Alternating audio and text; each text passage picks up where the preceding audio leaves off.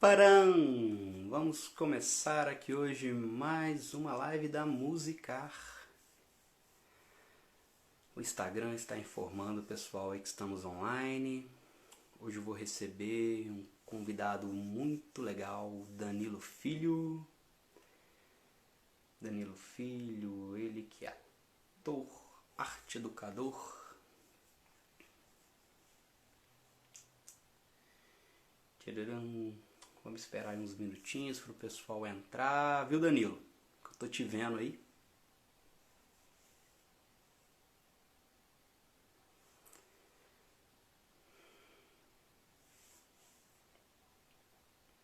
Para a gente trocar uma ideia hoje sobre contextos de arte e educação.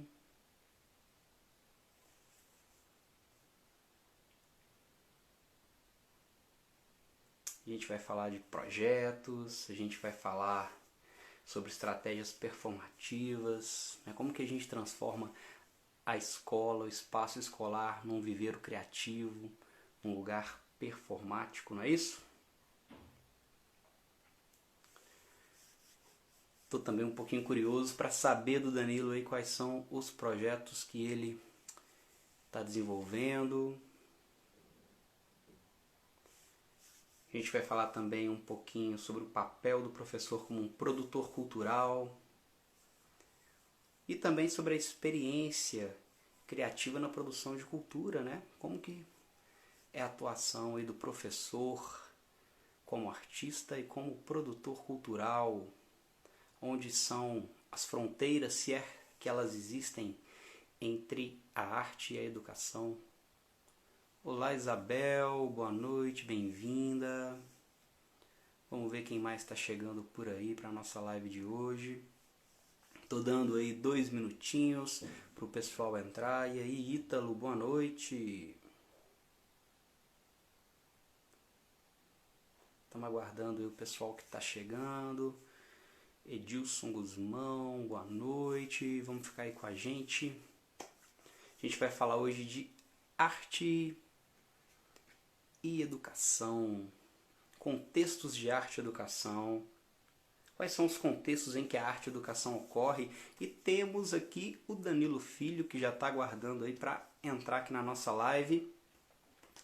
Vamos esperar só mais um minutinho para o pessoal que está chegando. Hoje a gente vai falar aí de contextos de arte e educação, o papel do educador, a formação artística do aluno. Eu sou professor de música, conheci o Danilo atuando no teatro, somos professores aí na mesma instituição, né, Danilo? Bom, deixa eu ver se ele está por aqui para eu poder convidar esse camarada para a gente começar aqui o nosso bate-papo. Convite feito, vamos ver se ele aparece por aí. A ele aí, e aí, Olá! Danilo? Tudo bem? Que bom ter você aqui com a gente, Danilo. E aí? Como é que você E tá? aí, Danilo? Cara, tô bem, Danilo. Tô vendo que eu e você, a gente tá no grupo aí das seletas pessoas que não estão visitando mais o cabeleireiro. Cara, Desde, olha só, essa cabeleira, desde... eu tô quase me rendendo já daqui a pouco e tacando tesoura aqui, mas tô sendo forte e firme. Eu tô quase usando a maquininha que eu uso para barbear, viu? Nossa, Vai ficar mais fácil, vai ficar uma beleza. é difícil, não é fácil não. Pois é. Danilo, então, meu amigo, a gente vai falar hoje sobre arte e educação. O pessoal tá chegando aí. Vamos falar um pouquinho sobre os contextos onde acontece a arte, onde acontece a educação. Será que existem fronteiras para arte e educação? Será? Para arte Pois e é. para educação. Eu gosto muito de uma definição, assim, de, ao invés de ser arte e educação, desse contexto de arte mais educação, assim. Essa ideia de que é um compêndio, assim, é uma união dos dois que forma algo que a gente desconhece, assim, talvez, né, nesse universo. Interessante. Danilo, vamos para a gente começar aqui já então a aquecer o nosso assunto. Eu queria que você contasse um pouquinho de você. Queria que você contasse um pouquinho da sua história, um pouquinho da sua formação, dos lugares onde você trabalha. Quero lembrar que essa live também vai ficar gravada aqui, ela vai para o nosso IGTV, depois a gente publica lá no YouTube. As lives que a gente tem feito tem tido um número de acessos no YouTube, especialmente, que tem me surpreendido bastante. Assim, o pessoal tem buscado assistir depois, tem pedido link. Então, assim, mesmo para quem ainda não está aqui, que vai nos assistir depois, conta pra gente um pouquinho dessa sua história na arte e na educação.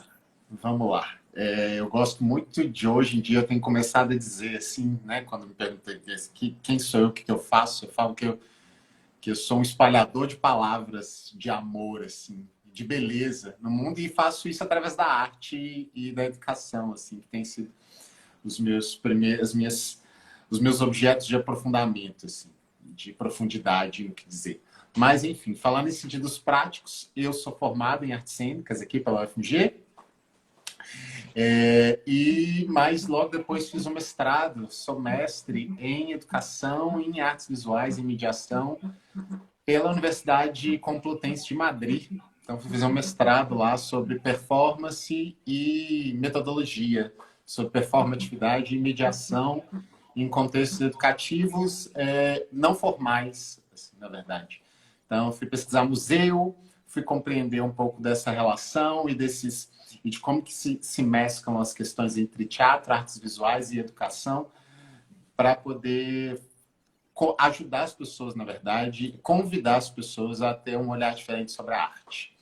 E aí, principalmente artes visuais, mas também artes, enfim, as artes em geral, né? Eu não consigo pensar hoje mais um processo que despluga duas coisas, assim, despluga as linguagens artísticas e dois, que despluga a arte da educação. Eu gosto muito de uma citação do Luiz Kamitzer, que é um artista visual e é um senhor já, e é um educador assim, sensacional, que é um militante um militante a favor da arte da educação, assim, da educação, de uma remodulação dela.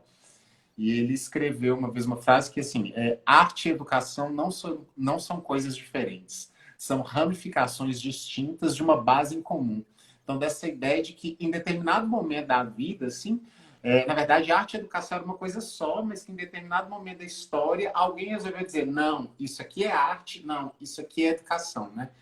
E aí a gente vai ter vários teóricos que vão discutir isso, assim, e dizer que isso aconteceu a partir do momento que a educação, né, que os intelectuais começaram a colocar a educação como algo lógico, como algo científico, e esqueceram o âmbito emocional. E aí o âmbito emocional ficou pura e simplesmente relegado ali ao fazer artístico e, consequentemente, foi pormenorizado, né? Foi colocado como uma instituição menor e é o que a gente tem hoje historicamente, né? A gente está dentro das escolas hoje, todos nós, né? Eu e você, e acredito que um monte de gente que está aqui nos ouvindo e nos vendo.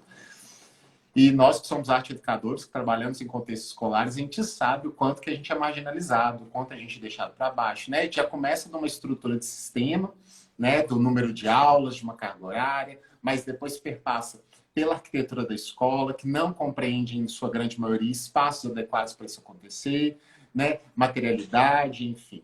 E aí depois a gente vai esbarrando por outras questões. Mas é isso, hoje eu sou educador, trabalho em 3 instituições privadas aqui de Belo Horizonte, com arte e teatro. Então, dou essas 2 disciplinas em escolas distintas. É isso.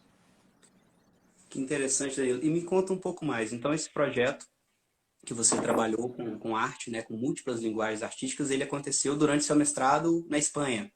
Na verdade, no meu mestrado da Espanha, eu desenvolvi alguns projetos que tinham a ver com essa ideia de repensar a arte e a educação. Na verdade, repensar a educação em seu contexto geral, mas a partir da arte. Assim.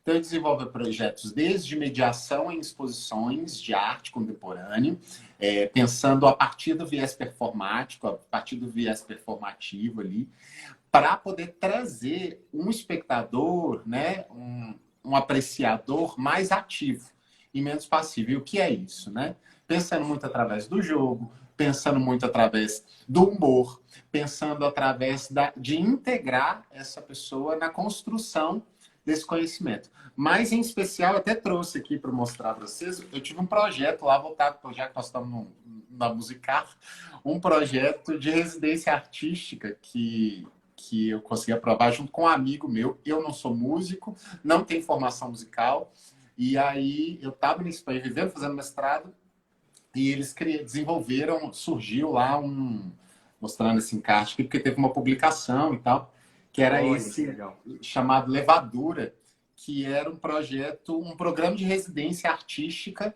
para criadores educadores. Então, não era um programa de residência artístico só para artistas e nem só para educadores, mas era esse âmbito no meio, assim. Essas figuras que transitavam por esses caminhos, que enxergavam o potencial educativo da arte e o potencial artístico da educação. Então, a ideia era essa. E aí era uma residência internacional. Oi? Você perguntou alguma Não, coisa? não, pode continuar, desculpa. Era Eu pensei algo. foi uma residência artística internacional que abrigava 4 países. Assim, foi financiada pelo Banco Santander, que é um banco espanhol. E aí uma das áreas era música, né? Artes sonoras. E o país era o Brasil, que eram artistas educadores, né? Criadores educadores brasileiros que podiam se inscrever. E aí eu estava lá, como eu já estava lá, eu contactei esse amigo meu aqui, que é o Albert Paixão, que é um artista, é um músico incrível, produtor musical excelente, assim. Tinha alguma experiência com a educação, mas não era muito. Mas então eu falei com ele, ó, vamos fazer o seguinte, você tem a parte musical e eu tenho a parte educativa. A gente junta esses dois e faz um trabalho em conjunto. E a gente fez um projeto de paisagem sonora que chamou, na verdade, porque acabou, né? Chamava Postais Sonoros. E a gente partiu de uma discussão do Ítalo Calvino a partir das Cidades Invisíveis, onde a gente questionou. Quando a gente viaja para os lugares, a gente faz as fotos nos pontos turísticos para guardar a memória, né? Para trazer essa memória que, assim, que é uma memória visual. E a gente se questionou, e se a gente, ao invés de fazer fotografias, a gente registrasse sons? Que memória ela aguçaria na gente? Né? E com que intensidade ou não? E aí a gente fez, então, um projeto. Eu estava lá na Espanha, ele estava aqui, ele fez uma investigação aqui em Belo Horizonte, na Praça 7, na Lagoa da Pampulha, juntou essa paisagem sonora, a gente foi para lá, ele foi para lá, e a gente desenvolveu esse projeto como escola, porque essa era uma base do projeto. Assim, era um artista, ele ia para dentro de uma escola com os alunos selecionados ali, né, com as turmas das idades que ele propusesse, e desenvolvesse esse projeto de investigação artística em conjunto. Então, não era uma obra que era minha nem do Albert, era uma obra minha do Albert e dos alunos de 2 escolas que a gente trabalhou lá, alunos de 6 e 7 anos, que era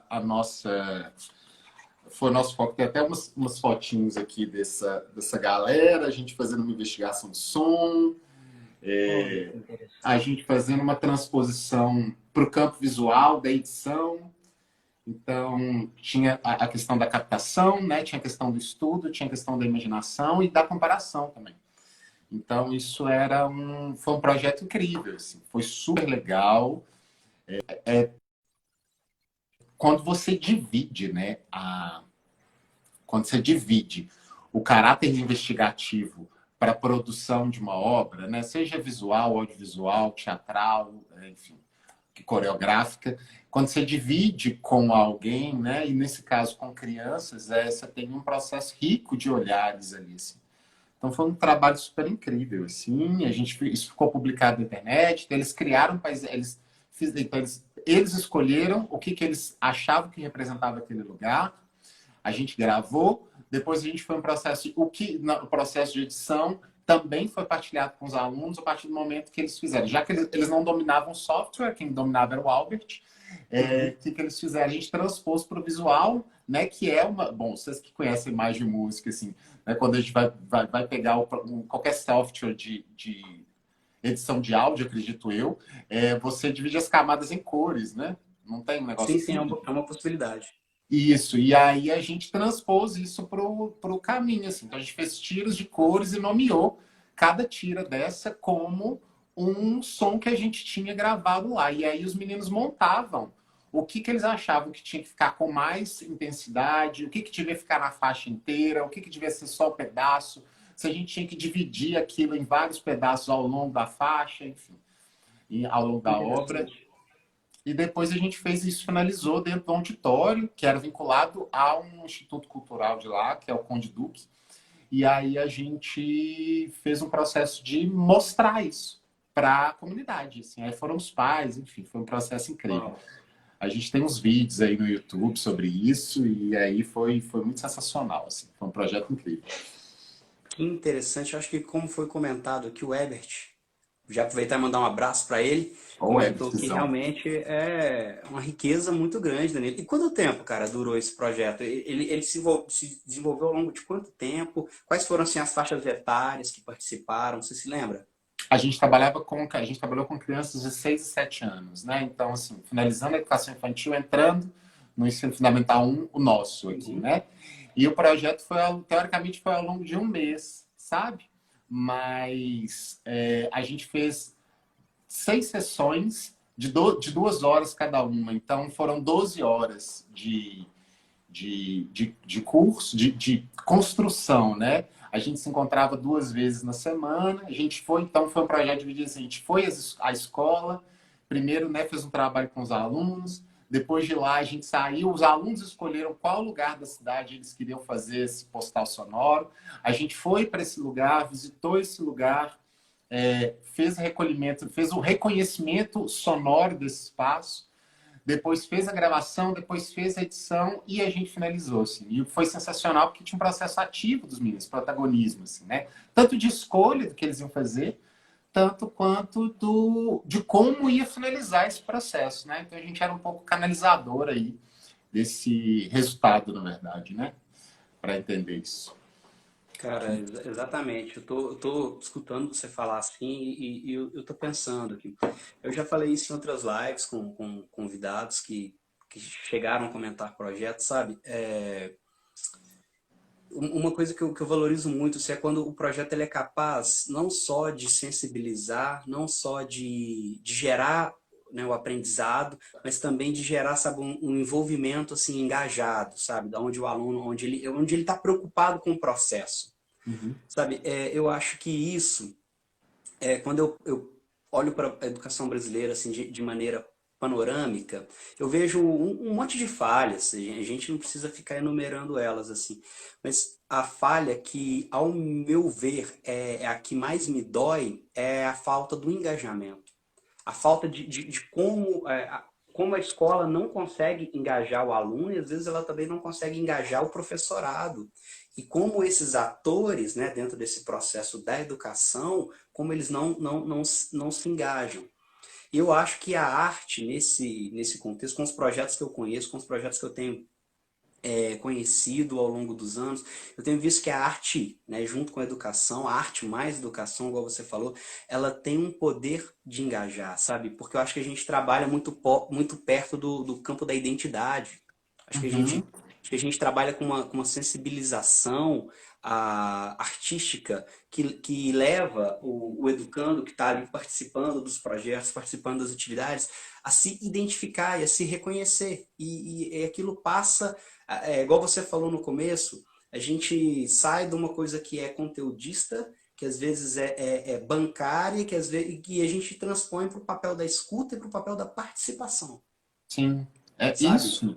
O legal que você está trazendo aí, que isso é o que eu acredito como performatividade, assim, como performatividade de educação, que é um processo que não acaba em si, na verdade, né? Um processo educativo em sala que ele não é assim, aí eu aprendi, agora você me confirmou que você aprendeu aquilo e acabou o processo aí. Na verdade, ele é um processo em tempo inteiro e que, a partir disso, ele gera mudança no entorno. Seja no entorno da escola, seja no entorno da família, seja no entorno de um espaço comum, urbano, seja, enfim, ou seja na pizzaria que ele vai e tem um cara lá tocando, né, fazendo a música lá do bar, ali, assim, isso gera um ativismo mesmo de modificação da percepção. Porque a gente trabalha muito com percepção, né? A gente trabalha com a percepção do mundo. E a percepção do mundo inclui a si mesmo. Então, é um exercício de autoobservação, né? Eu gosto muito de falar com os meus alunos, assim, que talvez a grande diferença da arte, né, como área de conhecimento para as outras dentro da escola, é que ela não é lógica, né? E ela, por não ser lógica e comprobatória, assim, no sentido de, você então me mostra agora que você sabe isso. Então você sabe isso, pronto, acabou. A gente já assinou isso nesse caminho, né? Não é um mais um igual a dois. Ela entra num processo que é um processo muito pessoal, um processo de investigação, né? Um processo que envolve uma individualidade, um processo de particularização, de investigação sobre si. E aí, quando a gente consegue propor isso no ambiente, a gente consegue romper uma coisa que é assim, só pode fazer arte quem tem dom e quem tem talento. Na verdade, que a arte está renegada a esse lugar, né? De alguém que já vem com uma predisposição divina para realizar qualquer coisa. Assim. Na verdade, a gente entender que está muito para além disso, né? O que é educação, o que a arte pode ensinar para a educação? Eu gosto muito de pensar isso, né? O que a arte tem para educar, para ensinar a educação? O que a educação pode aprender com a arte, assim? Sobre a própria prática educativa, né? Sobre a própria prática docente. Sabe, essa questão do dom é um tema assim que me bate forte, porque eu acho que foi uma das primeiras coisas. Quando eu comecei a trabalhar com educação, ali com os meus 17 anos, foi uma das primeiras. Eu tive duas perguntas, assim. A primeira era em relação a isso, exatamente ao dom. Então só aprende música quem tem dom. Então, se eu não tiver dom, se eu não for um eleito, eu não aprenderei música, eu não serei um artista.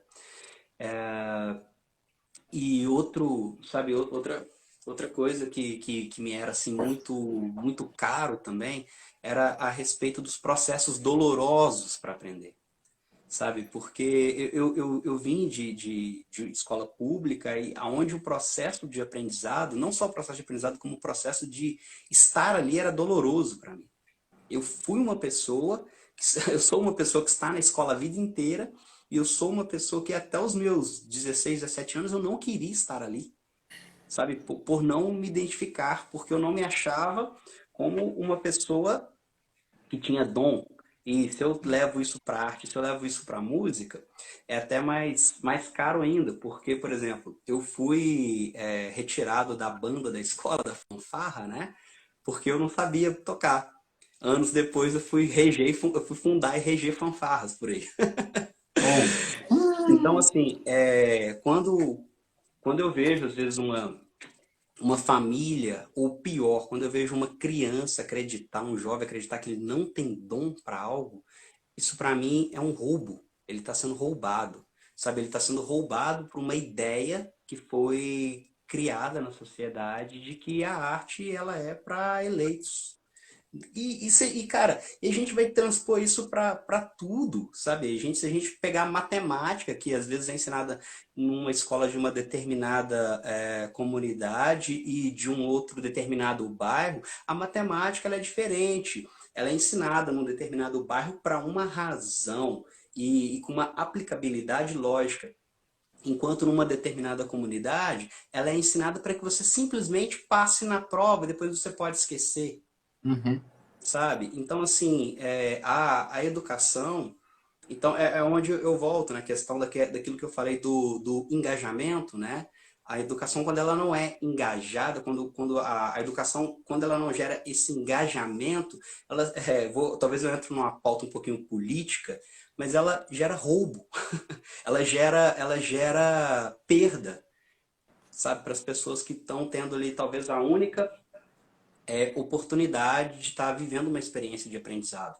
Eu acho que talvez você vai se identificar com uma coisa que eu falo muito assim, com os meus alunos nos cursos de formação, que a gente tem que, vou falar no meu local de fala enquanto professor de música, a música demorou para entrar na escola e não sei se conseguiu ainda permanência, acredito que não, mas a gente tem que tomar muito cuidado com a nossa prática, porque aquela criança que está ali na nossa frente, aquele jovem, às vezes, especialmente para quem trabalha na escola pública, pode ser a única oportunidade que aquele aluno vai ter de estar recebendo, de estar vivenciando aquela experiência de aprendizado.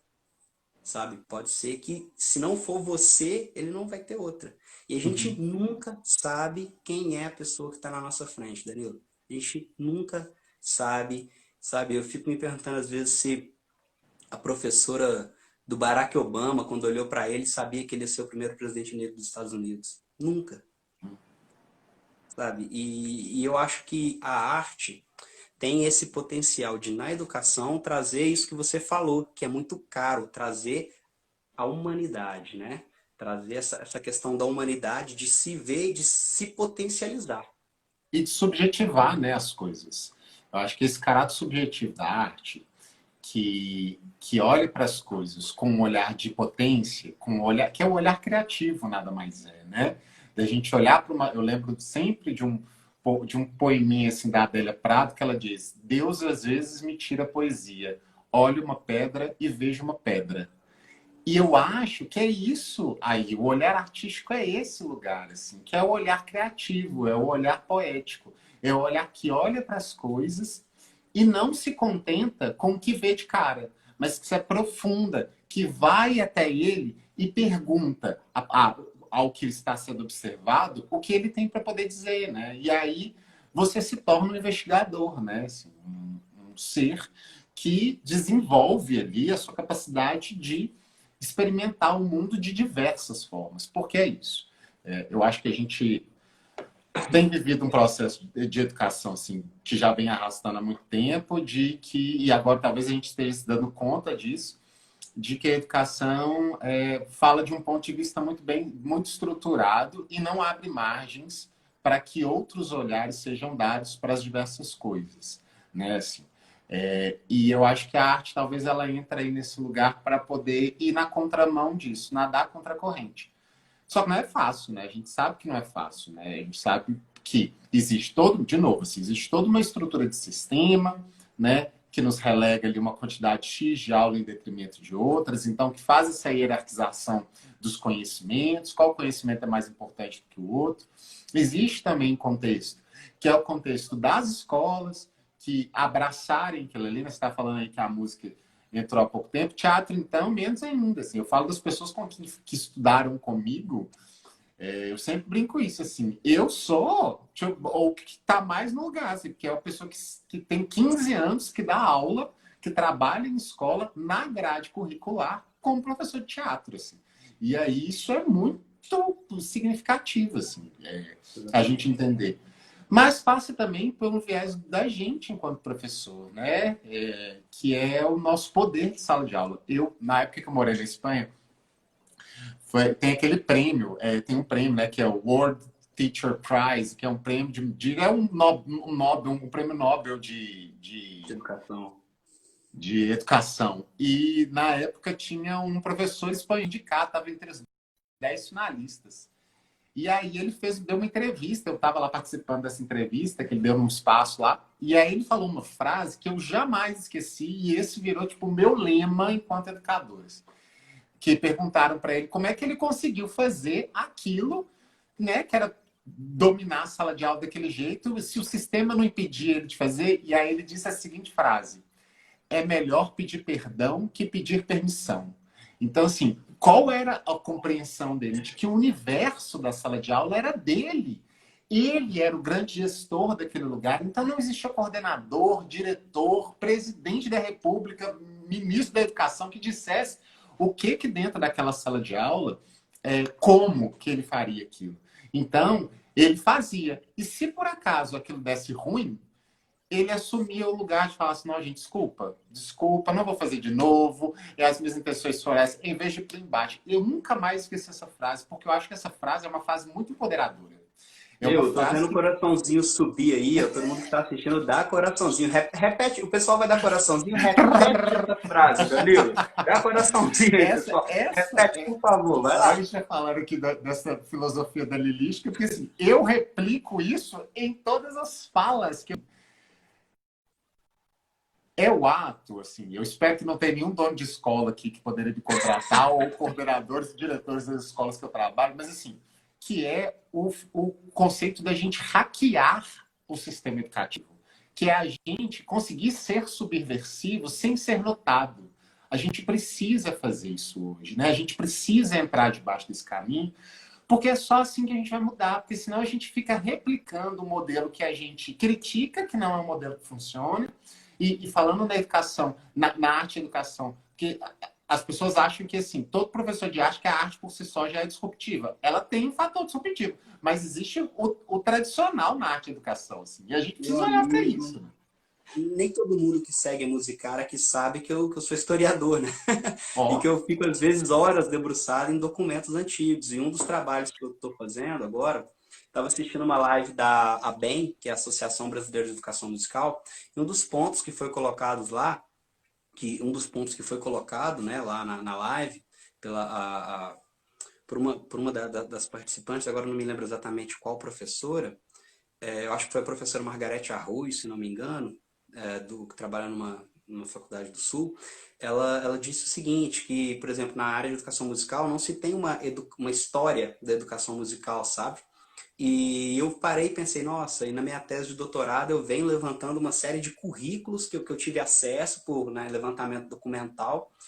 E, cara, é possível que a coisa seja mais endurecida do que você imagina. uhum. Sabe, eu vi assim uns currículos da década de 30, depois eu consegui ver alguns da década de 60 e consegui ter acesso ao material didático que era utilizado e alguns planos de aula e eu falava, meu Deus, era realmente uma ferramenta, não era a arte como a gente almeja, né? Igual a gente tem falado que a arte da libertação, do Uhum. conhecimento, a arte enquanto liberdade, enquanto transformação, criação, mas era simplesmente a arte como ferramenta mesmo, como uma coisa completamente tecnicista, onde o canto coral vigorava na sua vertente mais tecnicista possível.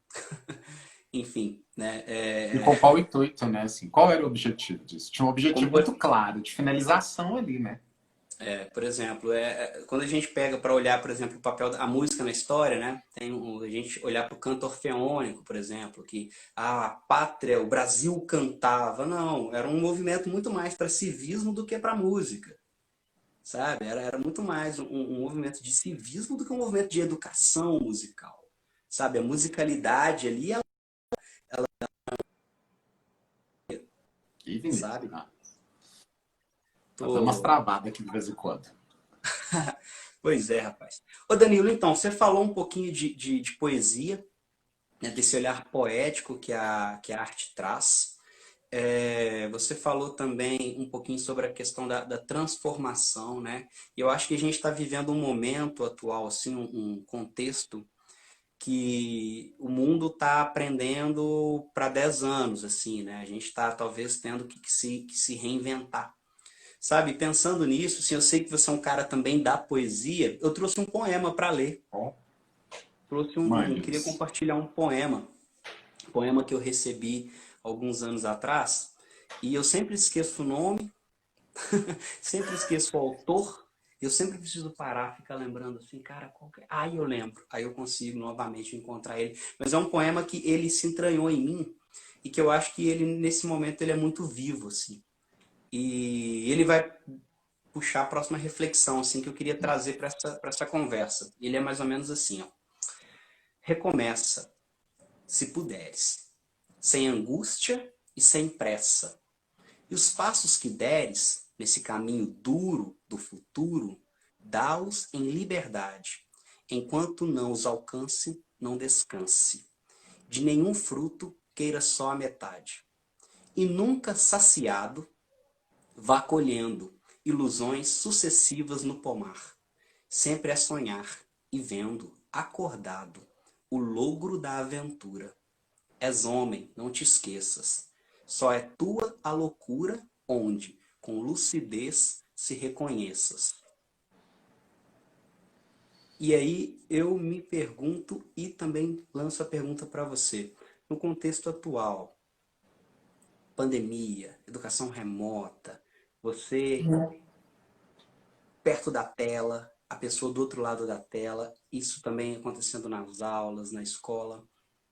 Como o Danilo educador se enxerga nesse momento, como as aulas do Danilo tem ganhado vida nesse momento? Como tem sido o diálogo com os alunos? Como que tem acontecido a arte e a educação nesse contexto de isolamento, distanciamento social, posso falar assim? Cara, eu me sinto maravilhoso, assim. E que sentido, assim? Puxa, puxaram o nosso tapete do que acreditávamos ser a educação em artes. O nosso tapete foi puxado, né? Assim, aí a gente sofreu e ainda está sofrendo para entender como é propor encontros com a arte, né, experiências artísticas, na distância, né? Visto que é uma coisa que talvez a gente sempre tenha defendido, talvez esse tenha sido o nosso grande carro-chefe nas escolas, era que a arte conseguia tocar metafórica e literalmente nos estudantes ali, né? Que o processo do trabalho em conjunto, a gente se aproximava, a gente rompia uma estrutura de carteiras enfileiradas, a gente rompia uma estrutura autoritária, né? A gente democratizava a aprendizagem de uma maneira com mais força. Assim. E agora, de repente, a gente se viu de novo parado num lugar que é um lugar de como lidar com isso tudo. Mas aí, por que eu falo que eu acho que é maravilhoso e sensacional? Porque a gente volta para o cerne da criação artística, né? Que é, eu não sei onde eu vou parar. Né? Assim, quando eu começo uma produção, né, teatral, por exemplo, vou pegar um processo de produção teatral aqui. Pego um processo de produção teatral, por mais que eu tenha um texto e que eu queire, né, que eu deseje lá na frente apresentar isso, eu traço um caminho, só que no meio desse caminho, eu acho que isso é uma das coisas mais incríveis da arte, é que a gente muda esse caminho a todo instante. Assim. A gente não se prende a esse lugar. Porque a gente sabe que em determinado momento pode ser que surja algo que me faça, gente, deixa eu ir para cá. Que eu acho que Não tem isso nada de é errado em recomeçar, né? Em É, reinventar, em recomeçar e isso. aprender. Não tem nada de errado. É, é entender que a arte, a criação artística, ela é processual, né? Ela é o caminho, ela é um caminho, ela é o caminho em si, ela não é um lugar onde a gente quer chegar, assim. O resultado artístico é outra coisa, assim, mas o que vale para a gente enquanto processo educativo em arte é o processo, assim.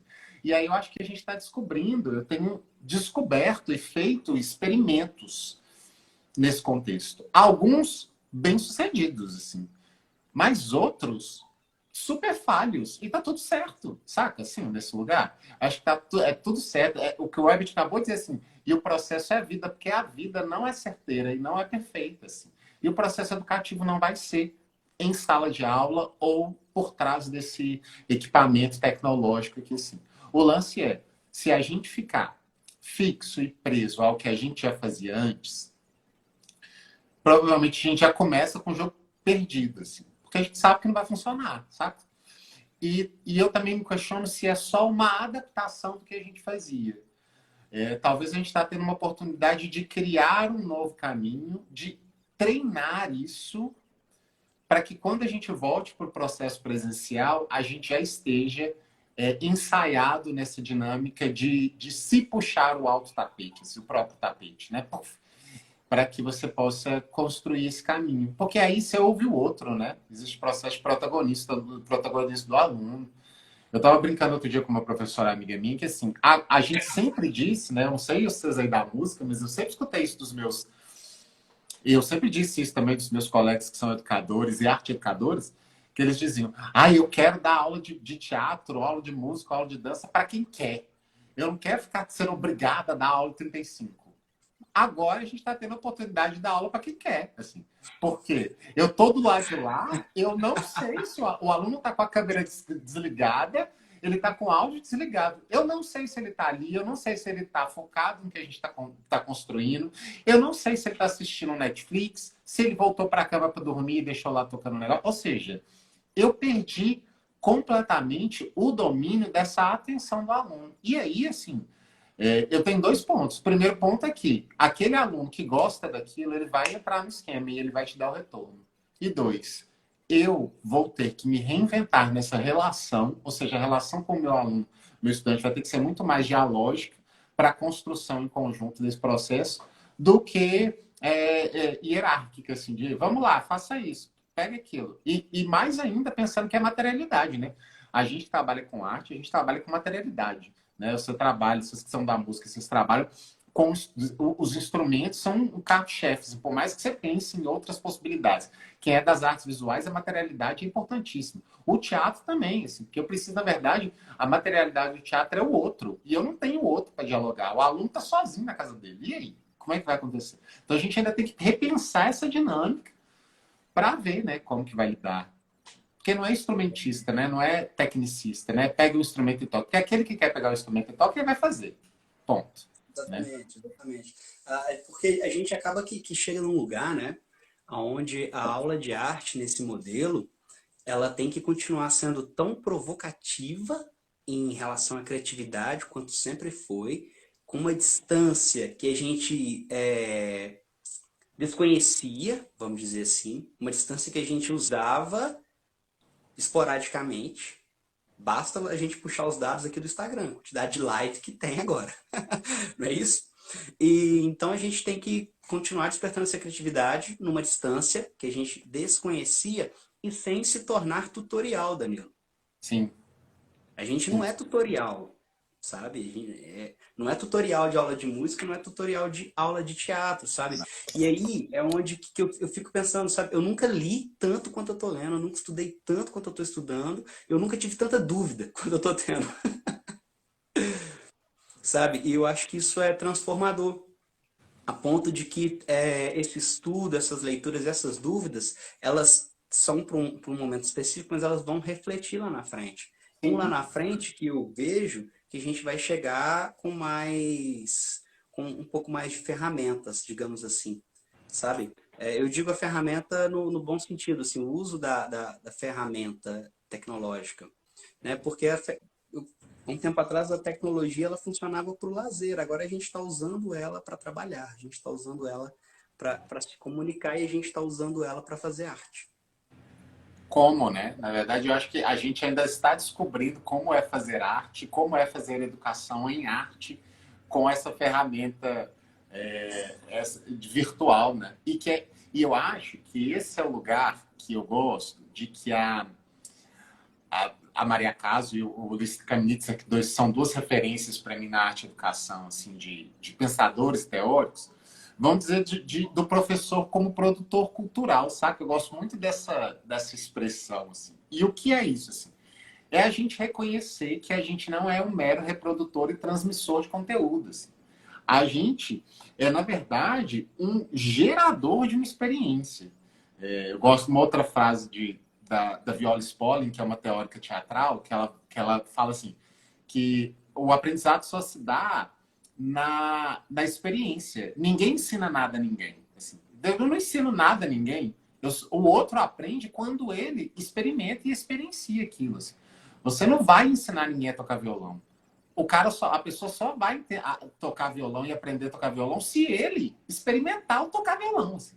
Você dá os direcionamentos, assim, mas não é você que ensina aquilo ali. Você não bota aquilo na cabeça dele. Né? É preciso liberdade e desejo e permissão para poder se aventurar naquilo. Assim. E essa ideia do produtor cultural, que é isso, assim, é de pensar alguém que é como se fosse um DJ, assim, que escolhe determinadas fontes e gera uma nova questão, assim, um novo processo, um outro processo, ao invés de só repassar aquilo. E talvez agora a gente esteja nesse processo, nesse caminho, assim, de rever e individualizar as nossas práticas. Eu acho que isso é um processo muito importante. Assim, não dá para a gente replicar mais. Não adianta eu vir aqui numa live, ou você, Vinícius, vir aqui numa live, ou qualquer uma das pessoas que trabalham com educação e com arte aqui, ou educação qualquer, aqui e falar assim, façamos isso. Assim, não adianta. Assim. Agora é o momento da gente descobrir, porque está todo mundo investigando a ferramenta, está todo mundo investigando como lidar com os estudantes do outro lado, está todo mundo investigando como ser um produtor de conteúdo aqui virtual, né? Assim, nesse caminho, como lidar com essa ferramenta de câmera ou não, e aí a internet cai, e aí como é que eu lido com isso? E com a materialidade, né? Assim, como lidar com essas questões. Então, quando a gente não tem respostas, a gente cria muitas perguntas, que é o que você estava dizendo um pouco antes, Alice. E ao criar muitas perguntas, a gente vai trabalhando outras ferramentas, assim, e a gente vai se desenvolvendo, né? A gente vai trilhando outros caminhos. Exatamente. Eu acho que esse comentário que o Ebert traz embaixo agora, eu acho que ele é bem pertinente, né? Como DJs, precisamos de habilidade de escolher as melhores tracks, né? Para instigar os nossos alunos, realmente. E, sabe, eu acho que a gente tem que tomar também alguns cuidados, né? Igual a gente está falando da ferramenta, né? De também não colocar a arte somente dentro desse lugar de ferramenta educacional, né? Tem uma citação que eu queria trazer da Teca Alencar de Brito. Estou estudando um livro dela e ela faz alguns paralelos com Deleuze, que estuda jogo. E quando ela vai falar do jogo, quando ela vai falar da música, né, no processo educativo, ela vai falar o seguinte, deixa eu ler aqui, ó. Nosso desafio, né, não é reduzir o trabalho com a música, eu acho que eu posso estender a arte, ao território da educação e as atividades que priorizam ou se restringem a essa caixa de ferramentas, sabe, que a gente está falando aqui. E que é preciso, sim, criar alianças entre essa parte da ferramenta e a parte também da essência, sabe, do conteúdo, da exploração, sabe, dessas, acho que essa exploração no sentido de pegar as melhores tracks, igual o Ebert está trazendo assim pra gente, sabe, pensar nas melhores escolhas, naquilo que vai fazer sentido ou não pro nosso aluno, para que a gente não se torne tutorial, para que a gente não se torne especialmente ferramenta, mais uma coisa ali na tela, sabe? E no caso da educação musical, especialmente para que a gente não se torne entretenimento, sabe? Eu tenho muito medo da educação entretenimento, da educação que fica tocando música, da educação que não leva o aluno a pensar sobre a música, que não leva o aluno a escutar a música e também da educação que não ouve a música do aluno, E sabe? eu acho que eu dou até uma ampliada, assim, é o que não leva o aluno a pensar, refletir e criticar a realidade através da música. Assim. E que Exatamente, ampliar esse exatamente. A aula de música contexto tem que ir além da música. para esse lugar, na A verdade, no música é o contexto mínimo. artístico, né? Se a gente pegar a base da arte contemporânea, e aí quando eu falo arte contemporânea, eu falo de arte visual, de teatro, de música, de dança. A base, ela é questionar a realidade. Assim, eu gosto muito de uma reflexão da Maria Caso, que ela vai dizer assim, quando a gente chegou no momento da gente migrar do bonito, que não produz reflexão, para o feio, questionador. Assim, né? Exatamente. Quantas vezes a gente dentro da escola, né? Quantas vezes você, nos seus contextos educativos lá escolares, porque isso é muito questão de escola, né? Nos contextos educativos escolares, você não quis apresentar uma experimentação e alguém que não era da área virou para você e falou assim, mas isso não tá bonito, que barulheira é essa? Que bagunceira é essa que você está fazendo? Que, que, que, Exatamente. que ruído, que sujeira é essa que você está fazendo? Assim, É a arte né? enquanto ferramenta, é a arte dentro da caixa de ferramenta da educação. E ao mesmo tempo a gente pensar assim que existe a arte, assim, né, a arte em geral, ela não é detentora única, e não sou eu que estou dizendo isso, tá? Eu trago isso do Eisner, Elliot Eisner, que é um arte educador americano, assim, velhinho já de guerra, que ele fala assim, a arte, ela não é detentora, ela não é detentora dos parâmetros artísticos. O que é isso? Assim? Essa questão de pensar um caminho, de se propor um caminho, mas em determinado momento escolher um outro lugar, de questionar a realidade, de pensar os materiais para atingir o seu objetivo. Ou seja, isso não é uma coisa própria só da arte. Na verdade, isso é da vida. Mas a gente, e aí a educação e a escola tem um papel muito forte nisso, essa educação, essa escola que a gente tem muito tempo, que é de excluir a questão, né? Eu gosto muito da fala do José Pacheco lá, da Escola da Ponte, que diz isso, assim, que ele fala que a educação funciona quando a gente para de buscar perguntas, para de buscar respostas, de dar respostas, mas provoca questões, assim, provoca um olhar questionador, que é um olhar investigativo, né? Que é um Pois é, olhar científico. Danilo, eu estou sendo provocado por uma parte da minha pesquisa, que é a parte final, o último capítulo da minha tese, onde eu preciso construir um currículo de questões a partir de uma metodologia que eu pretendo validar. E o meu desafio é construir um currículo de questões. Olha isso. Porque é justamente isso que você falou, sabe? A coisa, o jogo vira para o jogador. A partir do momento que você para de buscar as respostas, porque a resposta ela te estagna. As Sim. questões não, as questões te movimentam, sabe? Ô Danilo, rolou uma pergunta aqui embaixo nos comentários. Eu vou voltar aqui para. Eu acho que Achei. vale muito a pena comentar. Cadê? Foi o nosso amigo. Ele perguntou o seguinte: vocês entendem que pode existir o bonito questionador? Claro, claro que pode existir um bonito questionador. Só que a questão toda é que a sociedade não está acostumada com questionamento. Essa é a questão. É. Assim. Ela não está Cara, acostumada. deixa eu só falar uma frase, então você vai continuar. Que, o, que depende dos olhos de quem vê e da onde os pés pisam.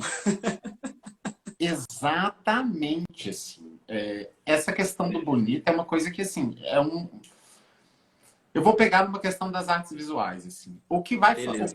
O que diz alguém, o que fala alguém dizer que a Mona Lisa do Da Vinci ela é bonita e a pintura do Jackson Pollock lá que trabalhava com o abstrato né, com a arte de ação, assim, de jogar a tinta na tela ao acaso, não é. Ou, pensando no canto da música, assim, o que faz um bar bonito e as experimentações do John Cage, é do John Cage que faz as John experimentações Cage. sonoras? Do John Cage, não, assim, né? Essa discussão que a gente fala assim, quando a gente migra para um lugar que o ponto de partida para a gente discutir uma experiência em arte, assim, e aí eu estou falando da minha crença, tá? Do que eu acredito hoje como educador, como artista, como problematizador em artes, é que o que vale para mim hoje mais é, em primeiro lugar, que essa obra, o que essa produção, essa criação, ela evoca em mim enquanto reflexão.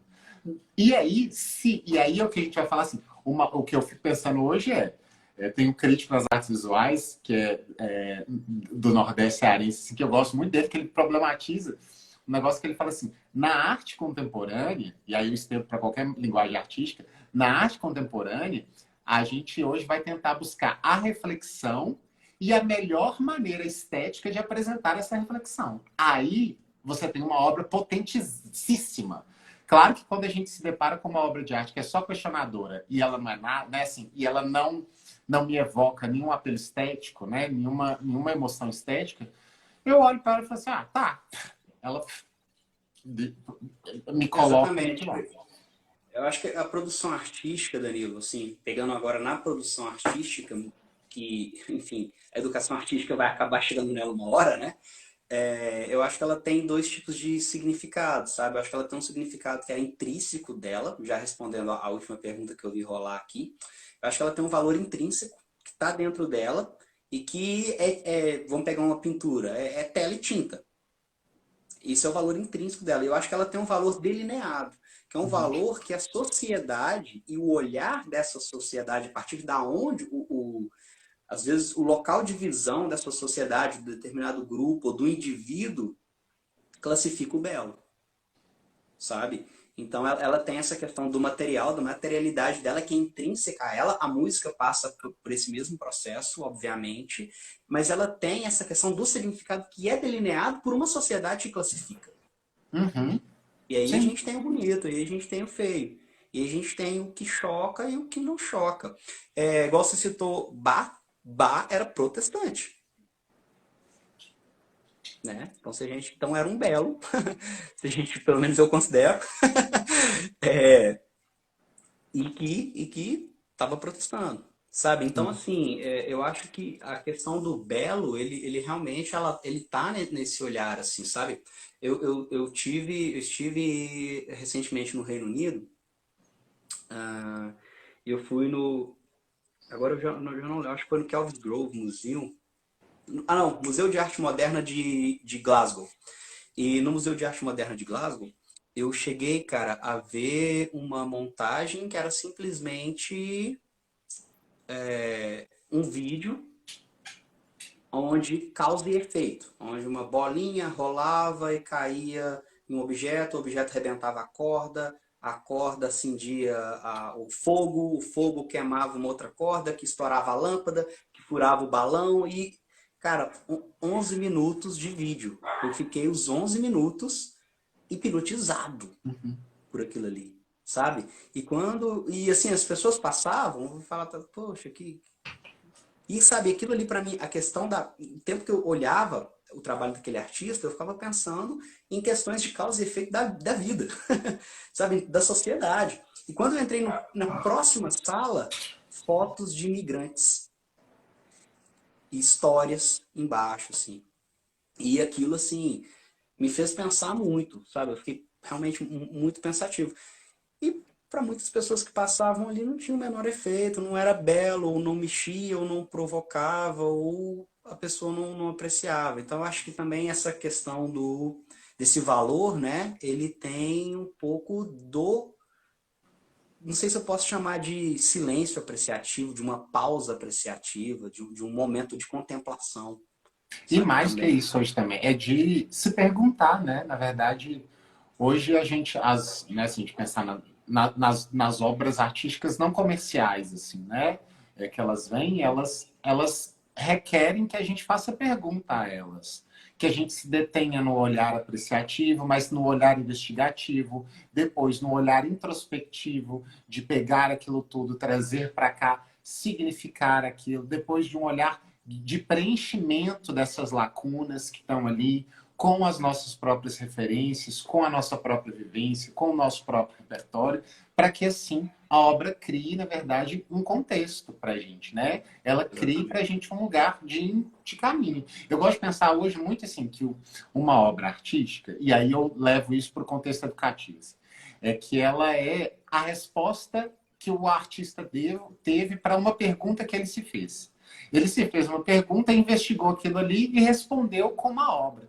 Né? Se ele tivesse na academia, ele ia escrever uma tese. Se ele fosse escritor, ele ia escrever um livro. Se ele fosse cozinheiro, ele ia fazer um prato. Na Acho verdade, que são ferramentas de expressão, né? é Igual se a gente isso. parar para pegar uma criança, cara. Eu, às vezes, quando eu pego uma criança no xilofone ali, improvisando, e eu olho para um guitarrista de jazz também improvisando, para mim, simplesmente, a diferença, se eu pensar em forma espiral, é o nível técnico. Sim. Mas em termos de musicalidade, os dois estão sendo expressivamente musicais, às vezes no ápice da sua capacidade técnica naquele momento, Sim. sabe? Mas a musicalidade ali, ela tá aflorada, sabe, a criança que tá jogando tinta no papel, ou o pintor que está jogando tinta no papel, e ali você tem criações que vão ter olhares, talvez obras finais, não sei se eu posso falar assim, a partir da capacidade técnica de cada um, Sim, sabe? Mas a exatamente. expressividade, ela existe independente da técnica. Super, porque todos somos expressivos, né? Até hoje eu nem aguento mais. Eu lembro de uma professora que eu tive de expressão corporal que ela falava assim: gente, alguém ensina o outro a se expressar corporalmente? Assim, você ensina. A gente já se expressa corporalmente, a gente já se expressa musicalmente, a gente já se expressa, enfim, teatralmente, visualmente, desde sempre a gente se expressou assim. Sua Talvez o que a fala gente me faz precisa é pensar a gente precisa que, reconhecer essa expressão, né? exatamente, então sua fala me faz pensar que eu acho que o que a gente tem que valorizar, o que a gente tem que lutar e o que a gente não pode largar a mão de jeito nenhum em contexto de arte e educação é do espaço de liberdade criativa. Exatamente. De liberdade Danilo, pessoal. a gente tem um minuto para fechar, É antes isso, do Instagram então. derrubar a Beijo. gente, cara. Primeiramente, eu quero te agradecer por ter aceito o convite, tá? Já tinha um tempão que tava querendo fazer essa live contigo. A gente tentava, a coisa não ia, o horário não batia, tá? Mas, cara, que bom que você aceitou, que bom ter você aqui com a gente, trocando essa ideia. Um abraço para todo mundo que esteve aqui, todo mundo que tá aqui com a gente esse tempo todo, todo mundo que comentou, tá? E é isso aí, toda linguagem é uma forma de expressão, tá? E aqui, Danilo, obrigado, tá? Por vir se expressar, por vir trazer tanto conhecimento, tanta coisa boa pra gente. Fiquei com vontade de ficar aqui mais uma hora, pena Nossa, que eu o também. Instagram não deixa. Ficaria horrores aqui, assim, gente. Agradecido demais, agradecido a todo mundo que estava aqui, assim. E vamos entender que, assim, a experiência em arte, ela vem através da liberdade. A gente só... E a liberdade exige comprometimento. Quem se compromete mais, se desenvolve mais. Quem se compromete menos, se desenvolve menos. É só isso. Exatamente. A gente aqui não brinca de viver, não, né? Jamais. Quem é artista e quem é educador não pode brincar de viver. E vamos aí, Tem pessoal. uns que Se brincam, né? propõe. Às vezes a gente brinca também, porque às vezes a gente tá cansado, a gente deixa de ser.